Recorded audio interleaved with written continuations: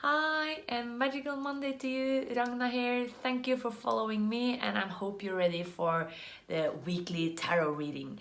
Last week I only did a reel because I didn't want you to hear all the sniveling and coughing with being having a cold.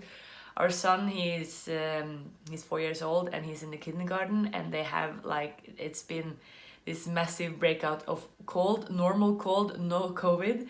But so both me and my and Kim, my partner, we were knocked out last week. But now I'm back, and let's see what the tarot cards has to say about this week. Where we transcend into September, where we go from summer to autumn, my favorite time of the year. I just love fall, and I love Halloween and Samhain and Maboon as well at the equinox. It's awesome.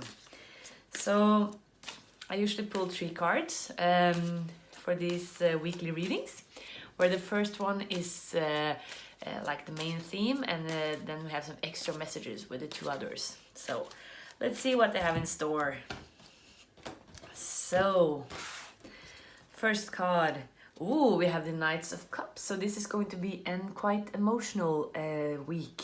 And with the Knights in tarot, it's always about movement. Something is going to happen. You're probably going to accomplish something.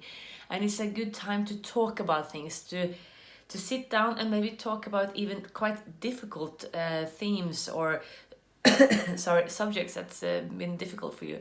I think now this will be easier. So, and also with Knight of Cups, it can also be a bit of romance, and maybe also like sexual energy as well. Knight of Cups is really all about the feelings, and deep feelings, and daring to take the next step. So if you're in the beginning of a relationship, this might be the week where you take the next step and it gets more serious. And if you're already in an established relationship, it might get like, oh, you get a bit of romance, and maybe you do something fun, you get like a spark again in your relationship. So, but it's an excellent week to talk about stuff that maybe feels difficult. Like you do that, you take that step, and it might feel emotional easier. You might feel emotional braver. Yes. Ooh, and maybe it's been about subjects that's been quite hurtful. So we get the Three of Swords, which is the famous heartache card in the tarot deck. And this might mean that this week it might be a bit of disappointment as well. So, but it's positive that the main theme is the Knight of Cups. But with Three of Swords, there might be some disappointments. So maybe this also means that maybe there are some difficult conversations that are going to be held, but it's important that it is done. It's good for your growth and for your maybe even spiritual development that just came down. So don't be afraid to talk about stuff. Follow your heart. It's important that you like the Knight. I love these cards from Bunny D. They're called tarot cats. You see, this cat has a lion's tail, so it's about being brave, talking about stuff, and having heartache, being disappointed and maybe hurt. It's not dangerous. It's a part of the human experience. So dare to do the work, and to talk about stuff that doesn't feel good. Really, yeah. So Three of Swords it's a bit of a heavy card.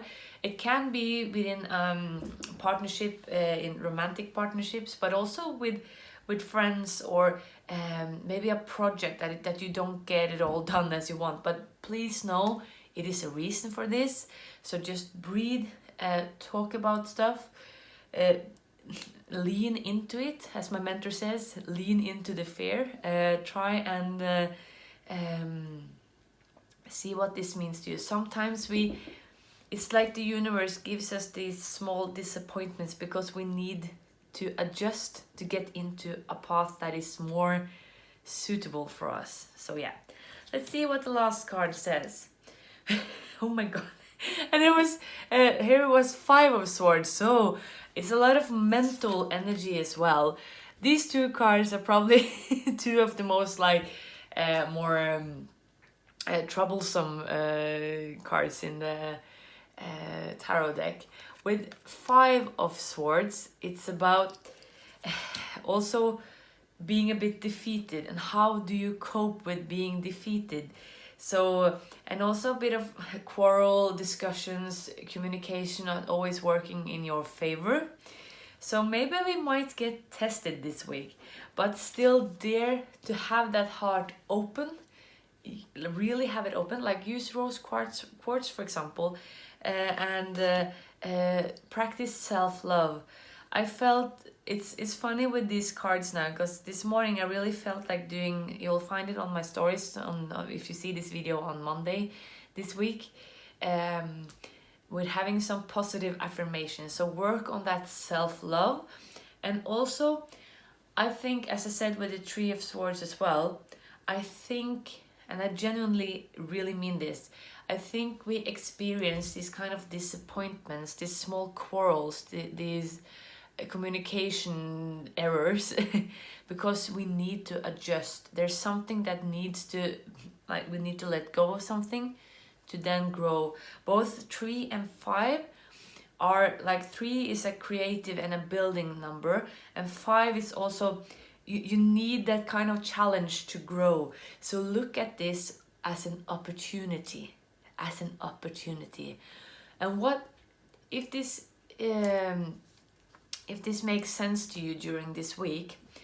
Okay, what does it mean to you? What does it make you feel when you don't get stuff done, or things doesn't go according to plan? What does that wake in you? What does that mean? So see if you can work with that, meditate, reflect, and then do the adjustments so you can find even more happiness and flow. And it's important that you move forward with an open heart and be brave. Follow your heart, be true to your emotions, and take the first step in whatever you need to do. So, and also it's an emotional week, and it's a lot of air or mental energy. Like swords in tarot, they represent the element of air, which again represents our mental power, our thoughts, our communications. So try, my darlings, to meditate, reflect, rest, sleep enough, take walks in the nature, go barefoot in the grass if you can. Try and really ground yourself into this and see what these possible disappointments might mean to you, and try to make the best out of it. See the opportunities that comes with maybe some of these disappointments and maybe cancellations and stuff. Okay, darlings, thank you for watching, thank you for following me, and have a magical and lovely week.